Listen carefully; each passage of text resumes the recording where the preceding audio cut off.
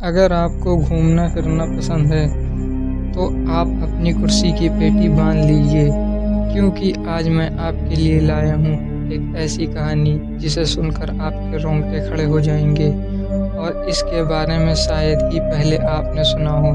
दुनिया का सबसे बड़ा पर्वत यानी माउंट एवरेस्ट पर चढ़ने की शुरुआत 1921 से हो चुकी थी, लेकिन माउंट एवरेस्ट की चोटी पर पहुंचना इतना भी आसान नहीं था।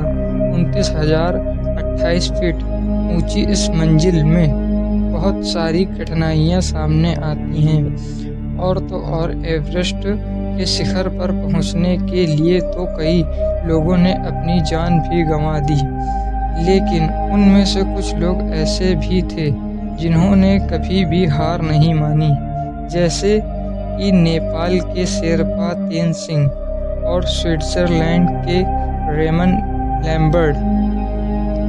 एवरेस्ट पर चढ़ने की कोशिश की, लेकिन वह नहीं चढ़ पाए। किन्हीं कारणों इतनी ऊंचाई पर चढ़ने के बाद भी उन्हें कुछ परेशानियों के कारण चोटी से सिर्फ 100 फीट दूर से ही वापस आना पड़ा, और इस बात का दुख उन दोनों को ही था।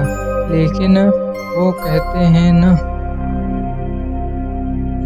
इतनी ऊंचाई पर चढ़ने के बाद भी उन्हें कुछ परेशानियों के कारण चोटी से सिर्फ 100 फीट की दूरी से वापस आना पड़ा, और इस बात का दुख उन दोनों को ही था।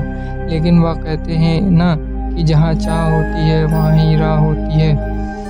और 1 साल बाद फिर तेनसिंग ने 7 अंग्रेजों और 2 न्यूजीलैंड पर्वतारोहियों के साथ माउंट एवरेस्ट के लिए चढ़ाई करने के लिए निकल गए, और उन्होंने 9 अप्रैल 1953 में चढ़ने की शुरुआत की, और बहुत कठिनाई का सामना करते हुए बर्फ से बनी चट्टानों और बर्फीली हवाओं से गुजरते हुए अपनी मुकाम की तरफ चलते रहे। उन्होंने कई जगहों पर कैंप भी लगाए।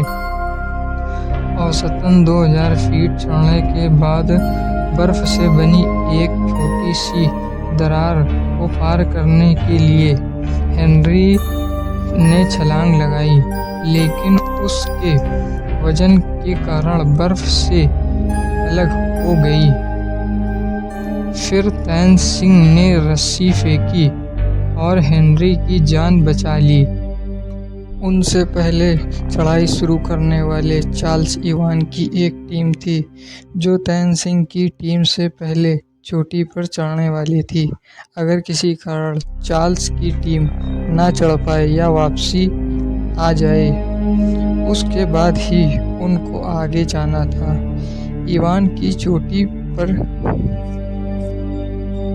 एवरेस्ट की चोटी पर जाने वाली यह छोर सबसे खतरनाक मानी जाती है, जहां कई लोगों ने अपनी जान गंवाई है।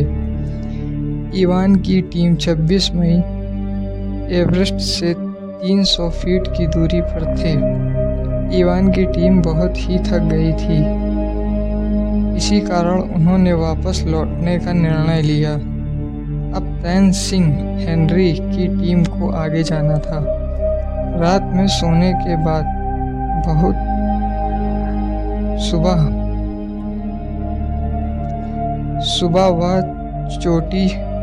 वह चोटी की ओर निकल पड़े। तापमान -27 डिग्री था लगभग।